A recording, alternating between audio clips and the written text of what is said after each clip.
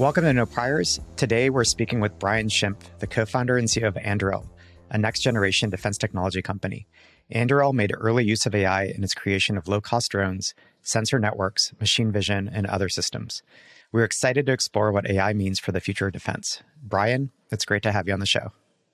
Hey, thank you very much for having me on.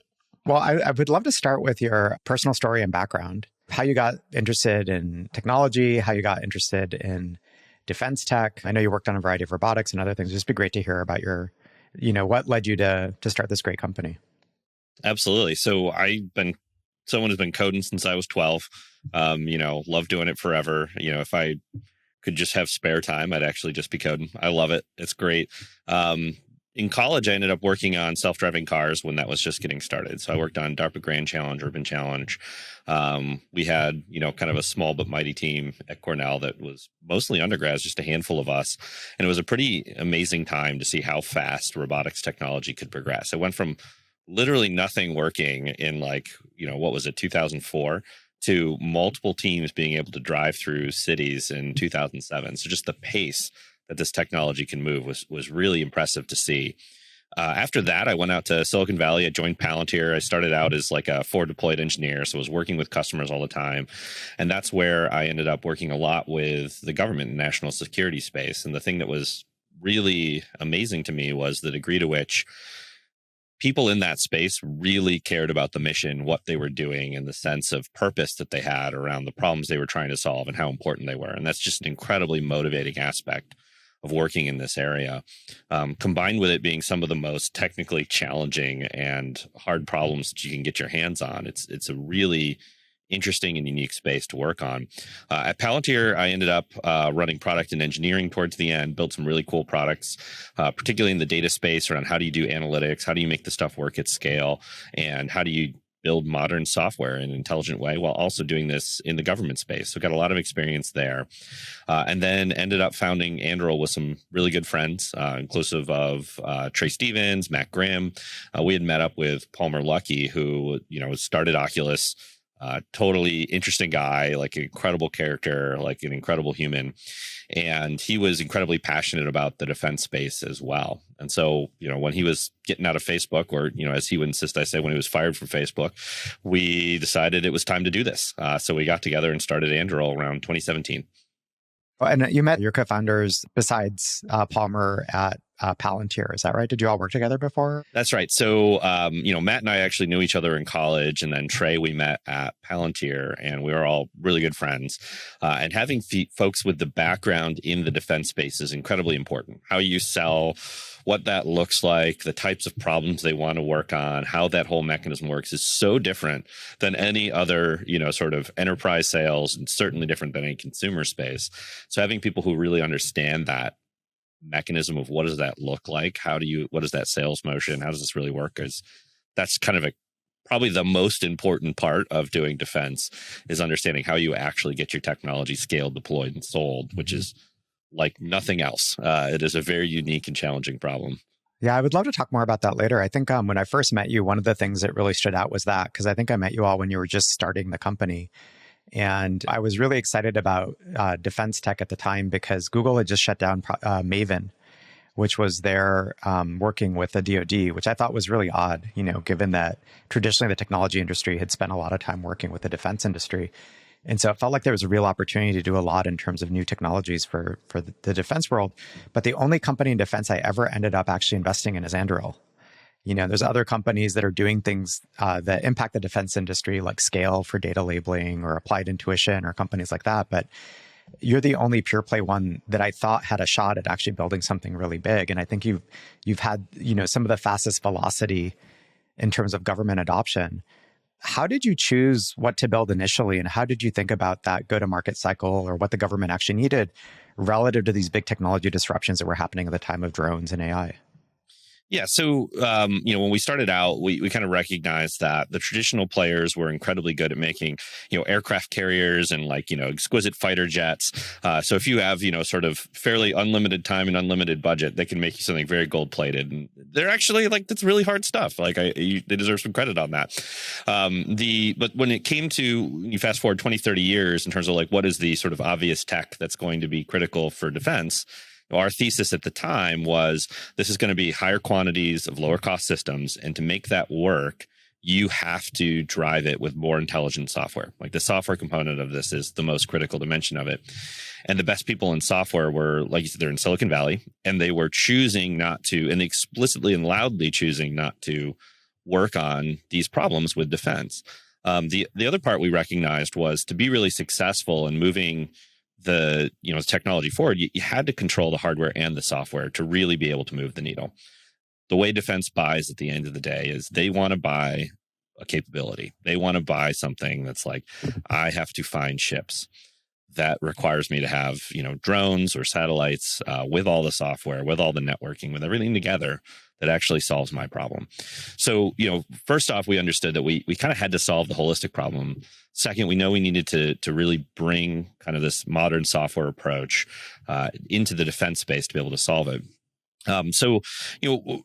We built up this software technology we call Lattice from day one. It's really about, a very defense specific problem, which is how do I just track and understand everything that's going on in the environment? How do I make sense of the huge volume of sensor information that's being, pulled in to find, tanks, ships, airplanes, all these things that are very hard to locate. And then we've been able to apply this to a number of different kind of hardware platforms from there.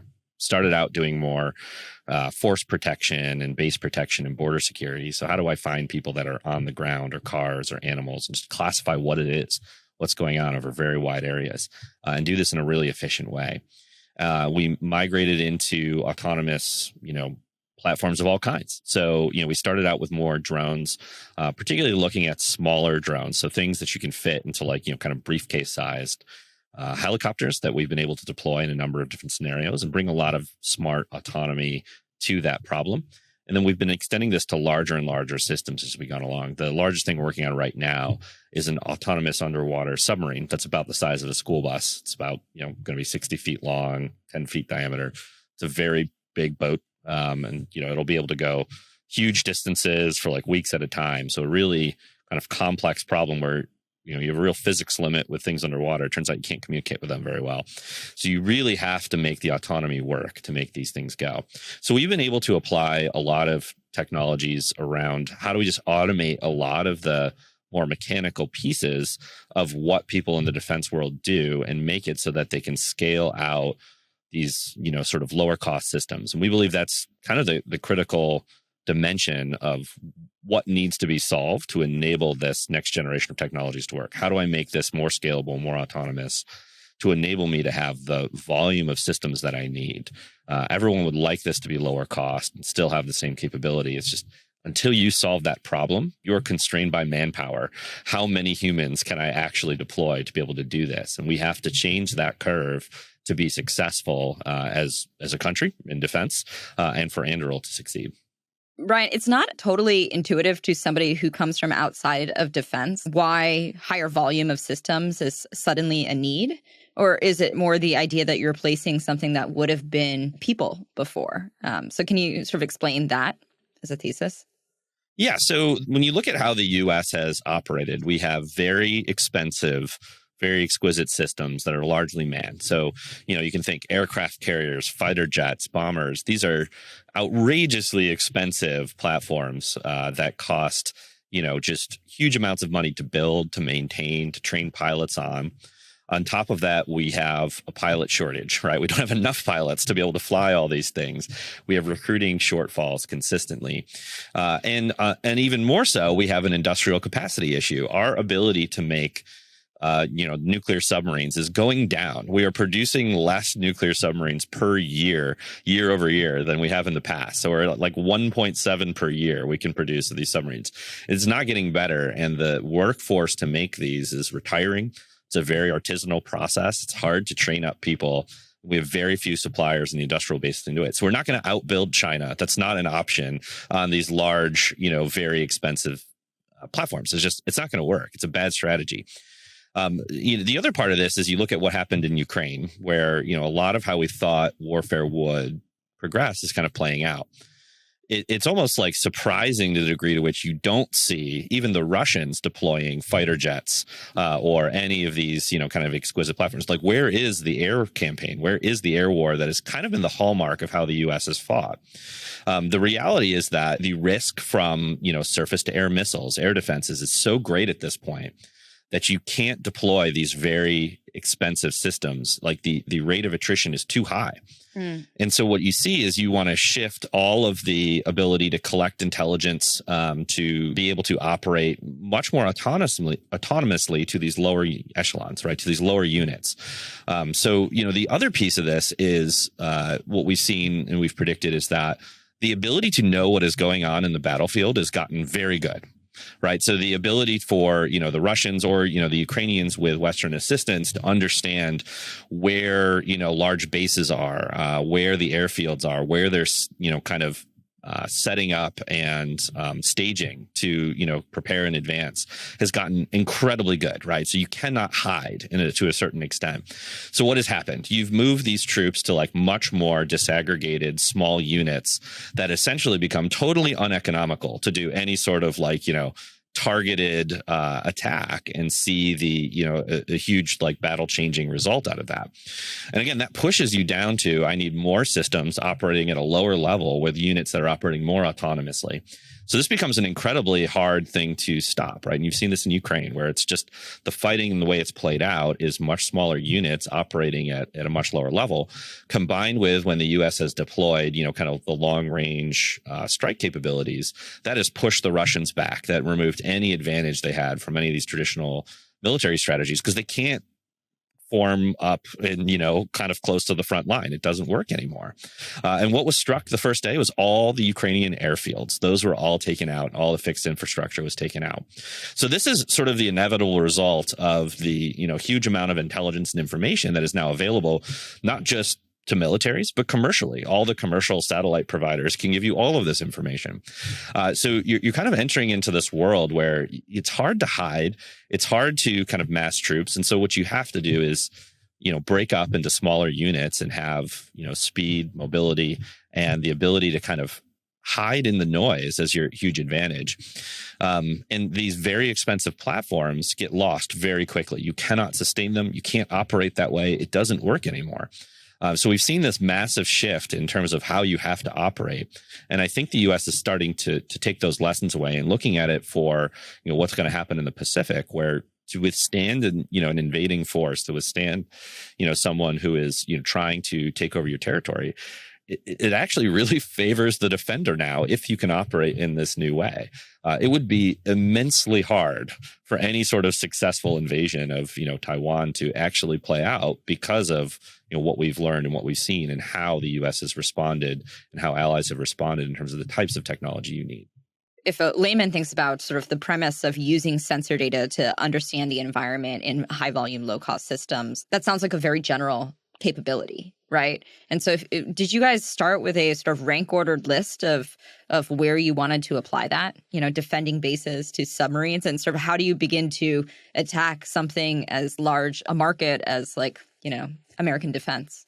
Yeah, absolutely. So the interesting thing is there's still physics limits to all of this, and you only have 5 types of sensors you're really only going to be talking about. It turns out, you're going to take a picture of something. It's either going to be thermal or it's going to be, visible range. You're going to be able to sense radio emissions. You're going to be able to use radar in a couple of different ways. And that's kind of the list. That's really it. And so the ways you actually process this information is actually quite general, right? You can build up a set of technologies and techniques, machine learning techniques around how do you detect and recognize different target types in, forest environments, desert environments, all these things. So in a lot of ways, this is a fairly general purpose problem that technology is very good at solving, right? So we've kind of built up a toolkit of saying, hey, given, this type of target we're looking at, we can tailor the specific sensors for the ranges and types of, things you need to detect. But the algorithms, the software, and how you process this turned out to be an incredibly general problem set.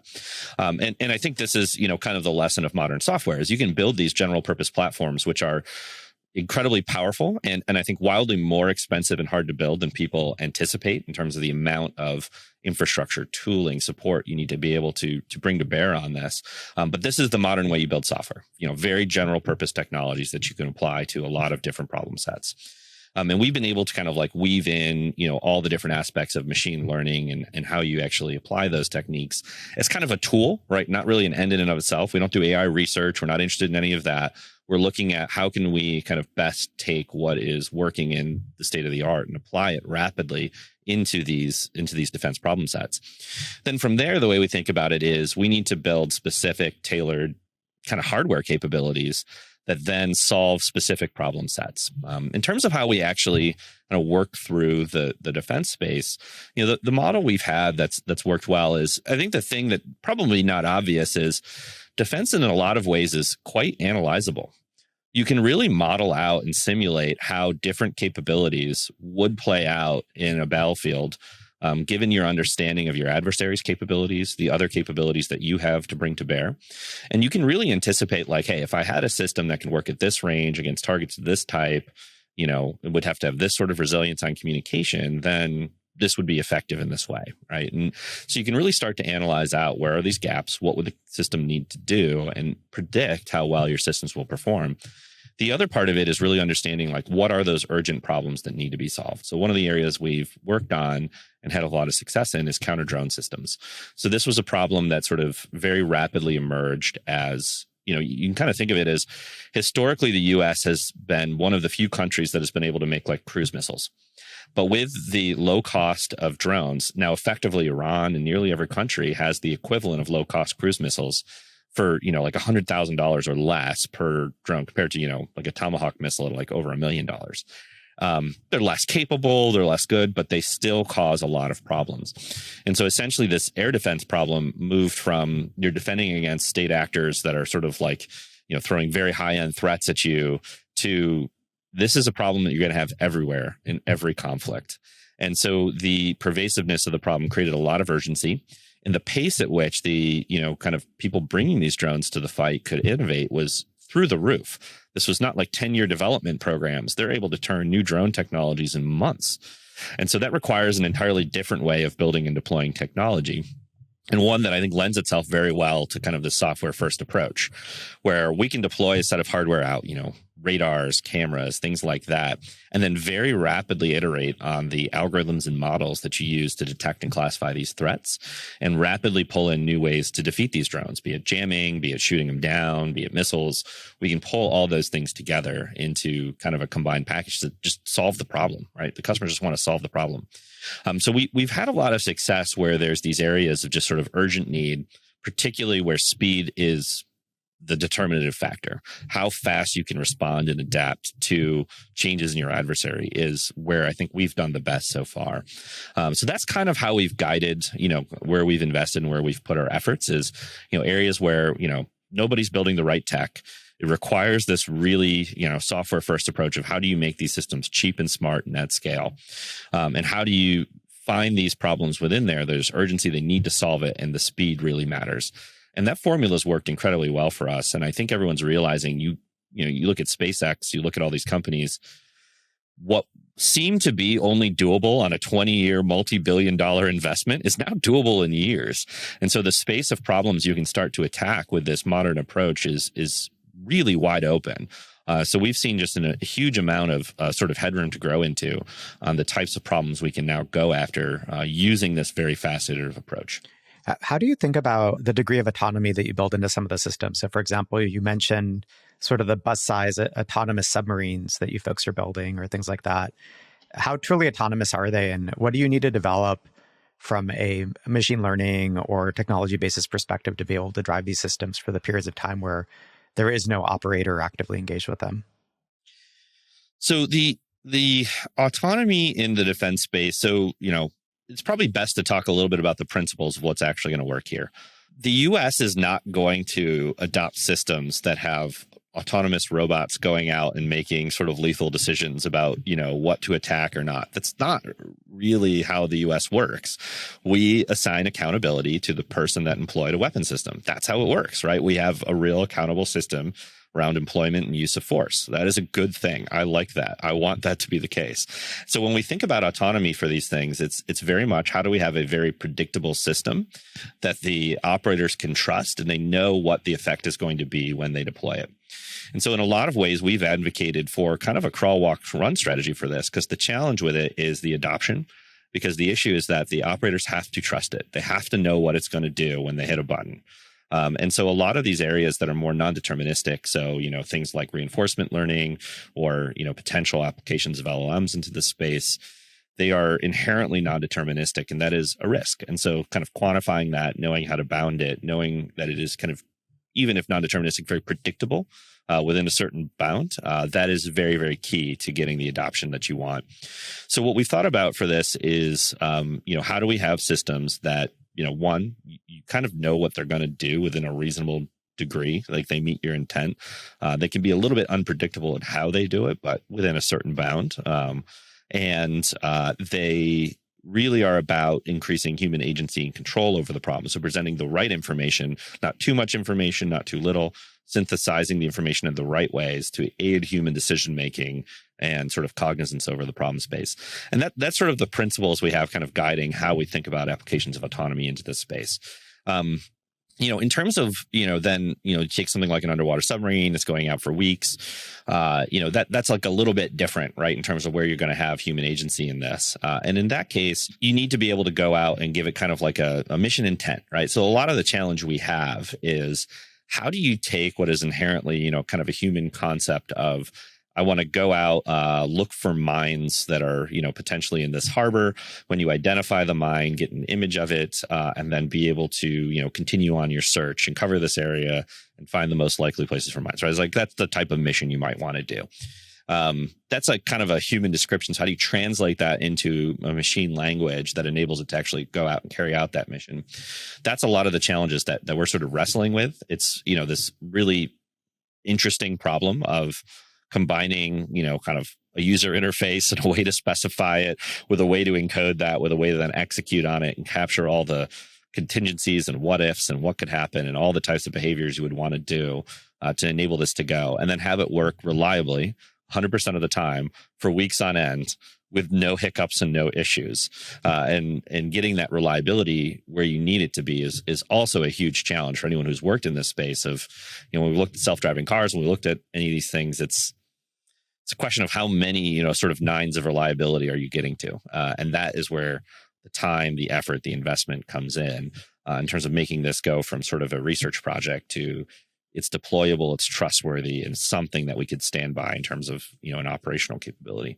Yeah, that makes a lot of sense. I mean, you're taking a very sort of thoughtful and structured approach to this to make sure that the primary focus, which is to augment and help and protect people in the field, is really sort of met. And I guess when you look at things like LLMs, which is sort of, as you know, sort of the current exciting thing in certain parts of AI, where do you view as the biggest applications for it from a defense perspective? I guess there's all the work that you folks are doing in terms of drones and machine vision and sensor networks and lattice and sort of understanding situational awareness in the field. And then separate from that, there are things that are perhaps a little bit less related directly to Anduril, like certain forms of cyber defense. And it seems like there may be applications there, for example, directly for LLMs or maybe not. So I'm just sort of curious, like how you think about where these technologies fit. Yeah. So when I'm kind of looking at LLMs, I see kind of two dimensions of where they're, kind of quite useful. So one is kind of a synthesis dimension. So how do I take large amounts of information, kind of, capture it into this network and be able to then interrogate it to ask questions about that huge volume of information? That is a hugely beneficial area, right? Like there's a ton of, let's even just say like current state of the art, just text, right? Like there's a huge amount of text information that the US has access to in terms of intelligence reports, collection of information, all of those things. And so being able to, rapidly synthesize that, be able to ask, kind of questions of, that knowledge base is hugely valuable, right? Now, I think to make that, again, really operationally deployed, it can't sort of hallucinate about anything. That would be very bad if we're hallucinating intelligence about something that happened in China. That would not be a good situation, right? So kind of proving through all those problems is really key. But there's a lot of applications where kind of synthesis of open source reporting and what's happening on this chat forum, right? Those types of things are incredibly valuable. So the other dimension of this is more creative, right? So the generative part of this, where you are creating content given patterns you've seen in the past. And that's where I think there's a lot of application. The reality in DoD is there isn't like, in a lot of ways, it's a very operationally oriented community. They are kind of doing things in a very predictable way. You train people to operate a predictable way. You train people to do things, in a way that you give an input, what the output's probably going to be. And so in a lot of ways that creative aspect of it isn't really necessarily part of the job. Areas like you've called out, like cyber, are definitely an area where it is, where both on an offensive and defensive case, there's a lot of potential for how do you automate, kind of attack patterns, or in the reverse direction, how do you defend against, potential attack patterns, classify different things, that are coming in. I think there's a lot of really interesting applicability there. I think there's a lot of applicability into, the autonomy space as well. So what I just described I have a human intent of the type of mission I want to create. How do I then translate that into, kind of activating the machine to do it? And there's a lot of very cool research I've seen on how do you start integrating these LLMs with APIs and train them to kind of call and invoke these APIs and external systems is, I think, a really interesting space of how do you start to get these to interact with the real world in an interesting way. And again, there's our philosophy in this is going to be put a human in the loop at the right spot. So you could use the LLM to do a lot of the legwork of crafting this mission plan, structuring it for you, and giving you a 95% good baseline to then edit and modify from, but saving you a huge amount of time, training, and need to, kind of have that creativity exist in the hands of the warfighters. You can really amplify their ability to interact with these systems. So we're really interested in areas like that. Again, it's going to come down to a question of like, can you get this to a level of reliability and precision that meets what we would expect and what, everyone's going to hold the Department of Defense to in terms of it works at a high enough percentage that we trust it, right? Or how do I put the right human controls in place to get that reliability up where I need it to be? So I think there's a huge amount of exploration on it. And, like everyone's seeing in the space, you've got kind of these foundational models and the infrastructure intact, but actually then the applications, there's just so much, and I think we're going to see a massive tidal wave of new applications coming over the next 18, 24 months. It's going to really open up people to like, what is possible with these? How good can it be? How can you really think about expansively what these technologies can do? We've started doing, kind of a little bit of exploration on that, but it's something we're really excited to drill into more.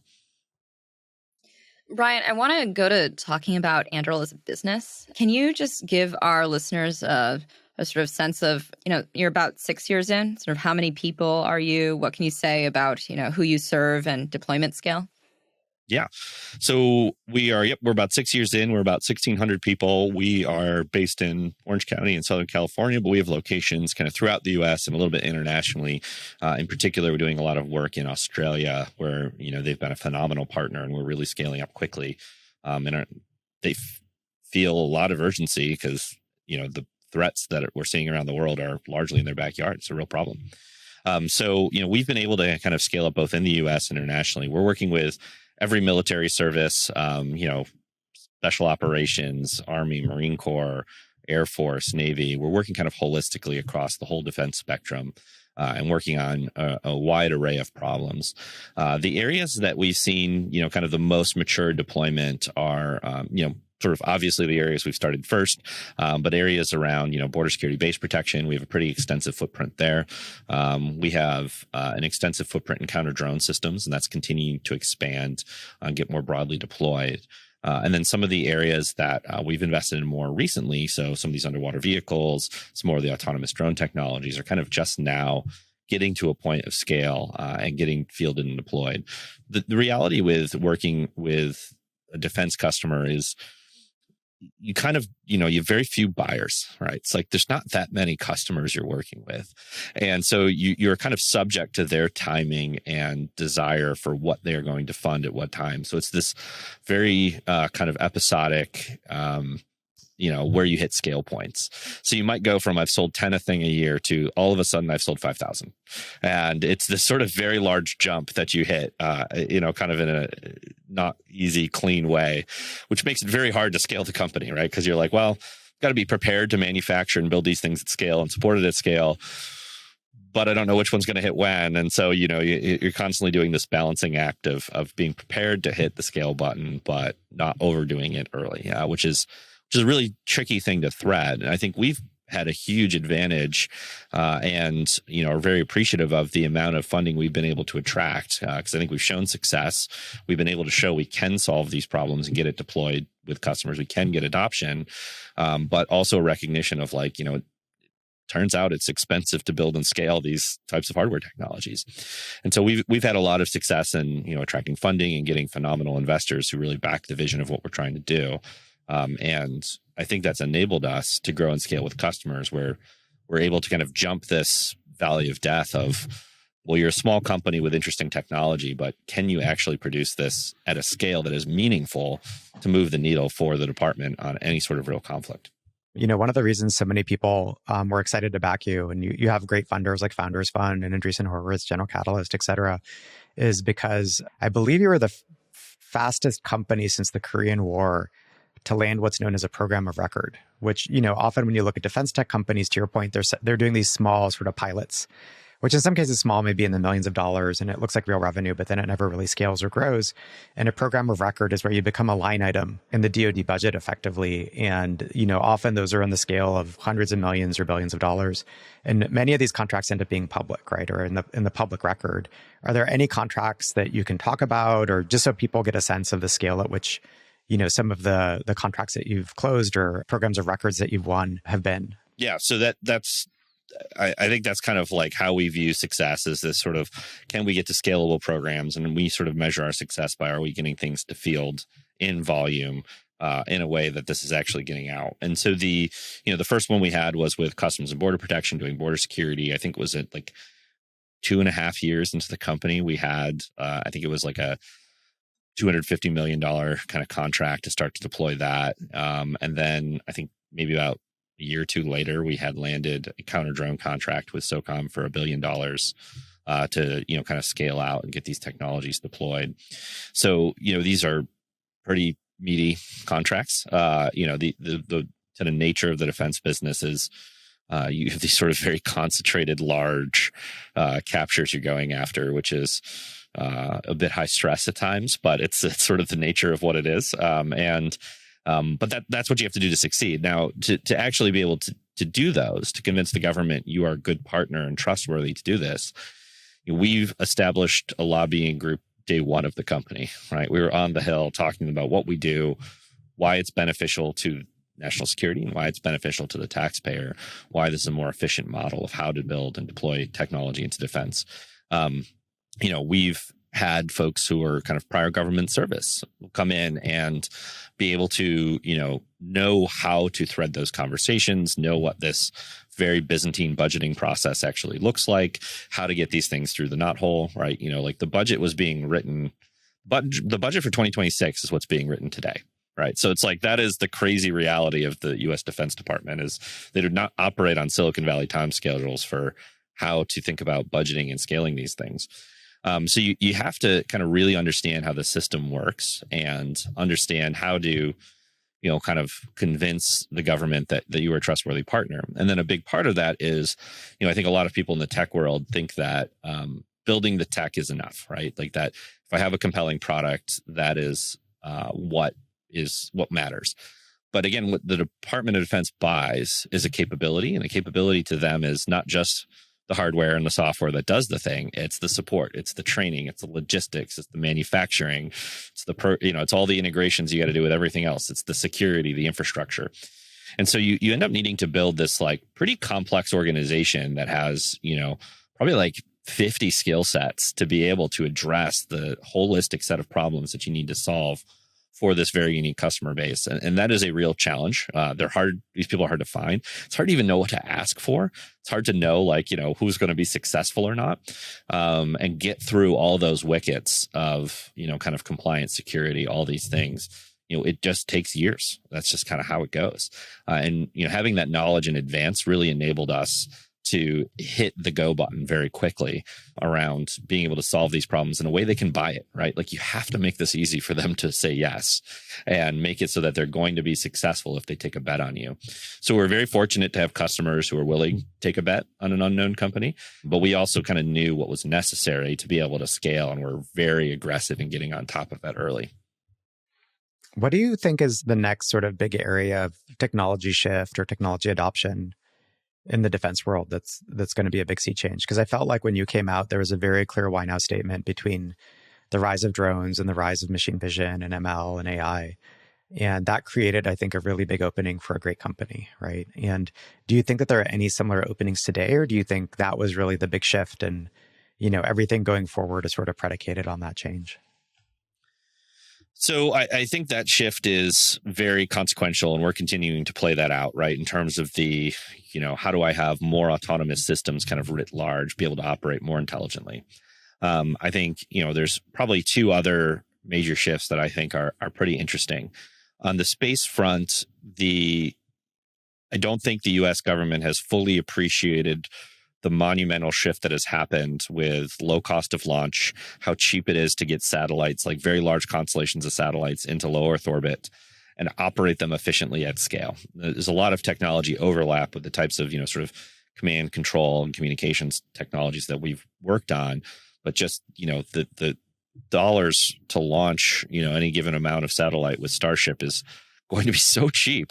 It changes things so fundamentally that I don't think people have fully realized how monumental a shift that is going to be in terms of the ability to have these mega constellations for the cost of what it was to get like 4 satellites up before. So that is a monumental shift that I think is maybe 5% of the way through playing out. The second piece of this is kind of, it's a little unclear if there's sort of a fundamental technology shift or just a kind of maturing of the, sort of the startup community, where things like hypersonics have a lot of actual really meaningful impact to defense. Like it's, got to tailor the applications correctly. But there are multiple companies doing very credible things on, hypersonic air vehicles, hypersonic rockets and missiles that will be wildly cheaper than the state-of-the-art in defense. And it's something that, historically you would have said, that's actually like a really good Lockheed problem. They're really good at this high-end, very expensive stuff. But there's companies now that are doing this for a fraction of the cost at 5 times the pace that will be able to fundamentally shift how the U.S. thinks about how those technologies can be applied, scaled, and built in a way now where it's like, maybe we can make 1 or 2 bets on hypersonic missiles, and that's kind of it. It's all we can afford. But that's going to change dramatically. And the intersection of all these things is actually very wild, right? Where you start to say, proliferated satellites and drones, an ability to consume massive amounts of information, make sense of the whole battle space, and the ability to engage with targets at outrageously long ranges on a very quick timeline, that fundamentally alters the characteristic of how the U.S. fights and operates, where instead of having to get really close, put a carrier group into position and put that huge asset and the thousands of lives at risk, you start to be able to do this stuff at outrageous distances. Now, it's also very hard to counter, where how do you actually then say, well, our adversaries will be able to do the same thing. So what does this actually even look like? In a lot of ways, what we kind of think about with how the future of sort of warfare plays out from sort of a policy perspective is you are trying to create a deterrent effect where you are in a lot of ways preserving the status quo. You are saying like an invasion of Taiwan will not work. It's just not going to happen. Like it will not be successful. So you make it so that it's so clear that the outcome of these conflicts is sort of unwinnable. And you do that through both, kind of a U.S. threat of force, but probably more so an allied threat of force. So giving them the ability to withstand and, kind of have the ability to prevent these, sort of invasions and ingress on their sovereignty, that becomes really key. And so we think all those technologies kind of together really enable you to do this in an incredibly resilient way. It's hard to counter is the scary part. And then it pushes countering to a very different, kind of strategy, which is quite complicated. Yeah. So I guess tech has traditionally had a really strong relationship with the DoD. So Hewlett-Packard, I think, was started initially on some defense-related projects, or at least they came very early in the life of the company. Cisco, Microsoft, Amazon, all these companies really deeply engaged with the the government with the Defense Department. The internet actually started as a DARPA project, right? And so there's a long history of these things being intertwined. And more recently, a number of new companies in AI, like Applied Intuition, Scale, obviously Anduril, are strongly engaged in defense work. And again, I think that's in sharp contrast to even 5-6 years ago, where it was a quite controversial or at least unpopular thing to do. How do you think this renaissance came about? Like what changed or what shifted? Well, I think Vladimir Putin has a way of changing people's minds about the necessity of defense. And I think the invasion of Ukraine was a pretty large sea change in people's view of this, where prior to that, I think there was a belief that state-on-state conflict wasn't real. This wasn't going to happen. Nobody was crazy enough to do it.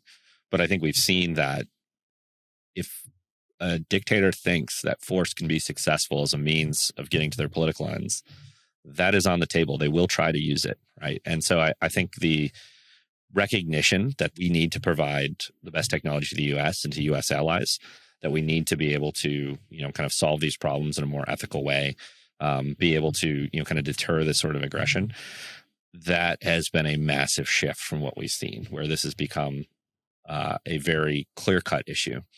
I think the other side of it is, you kind of look at U.S. policy and views towards China, and I think we're still in the middle of the shift, but, Xi has kind of made clear in a lot of ways his intentions. Like, just listen to what he says, right? It is a very aggressive posture. He does not view the U.S. as like we're going to have some, highly friendly relationship. Like, it is a very tricky situation. And he has said repeatedly that use of force is on the table in Taiwan. And so I think, you just do need to listen to what he says, kind of domestically, especially. Where they kind of give a different message outward. And so I do think that has been a pretty significant shift in terms of people's view of, we're not at this sort of end of history moment where, sort of conflict is done. People say this they said this before World War I, before World War II, right? Sort of like economic ties will make this so that force is no longer interesting to anybody. It's like, it's not true. There are people who will use force to accomplish their political ends if that works. And so we have to make it not work. And so I think that realization has really shifted people in terms of their belief of why this space is important. I think the other part of this is starting to see, more willingness and engagement from the Defense Department to work with these new companies. So, if you tried to do this 10, 15 years ago, you would have been crazy. Like, it would not have worked. The department was not ready to accept that new ways of operating were necessary. They didn't have the urgency. They didn't feel the pressure to reform. They didn't feel like they were falling behind. And I think that has changed largely because of the pace at which China has been able to modernize and build new technologies, and sort of like their pretty decisive advantage in countering the way that U.S. fights, the longer range of their missiles, like all of these things are pretty substantial. So there was a degree of like realization that the U.S. was in fact behind. And so the department has responded and does adapt to these things. To give the Department of Defense credit, they have been operating for, over a century, and they have substantially changed the way they operate and organize multiple times over. There are very few commercial companies that can say that is true. Like, that is just not actually common. So they do have an ability to change. It is a monster bureaucracy, it's millions of people, but they do pivot. It is actually incredible that they can retool their organization against these, kind of big shifts. It's not Silicon Valley pace. We wish it was faster, but they do move. And so, we're kind of in the middle of that right now. And so I think there's also this sort of degree to which you can move the needle now, where 10, 15 years ago, you could not. So I think the combination of those things is a pretty monumental sea change in terms of how the U.S. starts to think about defense. But I really do think that pivotal moment was the invasion of Ukraine and a realization that taking a passive stance is not effective anymore. It's not going to work. Brian, one last question for you. If we're, thinking now about the 2026 budget, like, where do we still need more urgency? Like, where are we underinvested as a nation from a defense perspective, or what adversary capabilities do we need to react to that are coming online? I think the biggest areas that I get nervous about are, it turns out the Pacific is incredibly large. If you overlay the size of the U.S. onto the South China Sea, it's, the U.S. looks quite small. It's an amazingly huge amount of area, and the ability to know what is going on, to sense what's happening over that wide of an area, and to be able to act and respond is a very challenging problem. So that sort of ability to kind of conduct the military operations we need to do at those ranges while keeping sort of troops safe and presenting that credible deterrent. Instead of forcing the administration to make a choice of, do you put troops in harm's way, instead saying you have options that China would take seriously and not have to guess whether it's politically expedient for you to put troops in harm's way. That changes the deterrence calculus tremendously. So making that clear, apparent, and knowing that we have that ability to reach out and act is huge. And then the second area that I think is undervalued is the degree to which we need to provide capabilities for our allies, and that those capabilities are not the same as what the U.S. needs to conduct warfare at very long range. You don't want necessarily to give Taiwan the ability to strike deep into mainland China. That Ukrainians would 100% be doing that if we gave them tools to do that into Russia. And I'm not clear that's good, but you want to give them the capabilities to be able to withstand an invasion, to deter it, to make it incredibly hard to make that successful, to protect their coastal areas, protect the fiber optic cables, the shipping lanes, all of those things. So you need them to have those abilities. And that often is a little bit at odds with the ranges and capabilities that the U.S. wants to have. So figuring out kind of a sophisticated strategy of how do we enable those allied forces, give them capabilities they need, invest in those capabilities, while simultaneously having the U.S. have a credible deterrent that, is sort of more politically believable, is really, really key to, I think, presenting that credible deterrence that, the U.S. will respond either through allies or directly in a way that is not going to be so politically tenuous that they are sort of forced out of, acting. Where else can the tech industry engage or support the DoD or other branches of the government further? I think a big part of this is things you started to see with Amazon, Microsoft, Google, and being able to provide, kind of infrastructure, cloud capability, all of those things into kind of classified spaces and working in the ways the DoD needs to work. I think there's a lot of areas on talking with like Flexport about how do you start to help the Defense Department on logistics and be able to do this more efficiently. There's a lot of areas where I think Silicon Valley has figured out efficient ways to operate in a lot of these conventional industries and modernize a lot of these, kind of traditional ways of doing business that have direct application into the DoD. It's not easy. It's not straightforward. You've got to really figure out how to adapt your products to what they need. But I think that is a huge part of it. The other component is I really believe Silicon Valley does itself a disservice by not engaging in Washington. There's sort of a belief that we should, leave us alone. We're going to figure out the tech. Don't regulate us. Let the tech mature, and then we'll figure out the consequences later. I think we're seeing blowback on that, right? We've seen blowback on crypto. We're seeing blowback potentially on AI, on social media. These things, Washington does have a vote, and rightfully so, right? In terms of how this technology is used, how it impacts people's lives, and engaging, telling the story, and helping Washington think through thoughtful regulation, thoughtful ways to actually manage this and how it impacts the country is incredibly critical. So I think that's the other dimension that people need to take seriously is spend time in Washington, actually engage with the legislators, educate them, help them understand. They want the engagement. And there's a huge amount of benefit people can derive from that in both sides. When I first invested in Anduril, which was at the seed round, it was the first time that I'd ever in my life gotten like hate texts. So it was initially very controversial. And I can't even imagine what you folks dealt with as part of starting a defense company right as Trump was coming in. And so I was just curious, like, what kept you going during that period? How did you deal with the criticism and unpopularity? And to your point, the second Ukraine happened, the same people started sending me texts about how amazing of a company Anduril is, which was, incredibly disconcerting for me to see how people just flipped, like you should have conviction in what you do, I think. What kept you going? So I've for better or for worse, only worked in places that are incredibly controversial. I've worked on, working at Anduril, you're working on, border security, you're working on defense. You need to have clear conviction about why you were doing what you were doing. And the thing I've learned with this is leadership and conviction matters. We've been clear. We work on weapons. We believe that's important. We believe you can do it ethically. We believe it's necessary. And we're not shy about that. And in fact, the most controversial articles have been some of the best ones, where they sort of say, like, Anduril is, doing all this advanced tech to solve these problems. And, this is scary stuff. And we're like, this is scary stuff. You need to take it seriously. And that is why we are here. And that is why you want the best people working on this. You just have conviction in what you're doing and why. And if you do it in a responsible, ethical way, that's all you can really ask for.